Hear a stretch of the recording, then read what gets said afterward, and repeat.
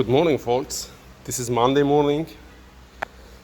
The customer brought this truck to me by Saturday, and he said put some water in the tank, in the gas tank, I mean, by mistake, and the fuel pump went out.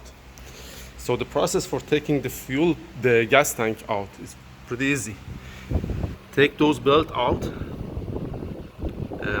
There is 2 bolts for each of them. You're supposed to use the 14.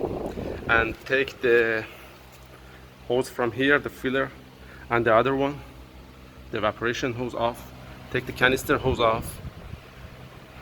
And you don't need to take the hoses from the fuel pump. There is another connector here for more convenience. I think they actually designed it. Take these 2 out. And what I did, since I don't have a lift in my shop, I put 2 floor jack under it. I put some kind of towel not to hurt the gas tank. I lower it down, and it's ready. I'm gonna put the new fuel pump in there and flush the fluid inside the tank, put the good gas in there, and should be good to go.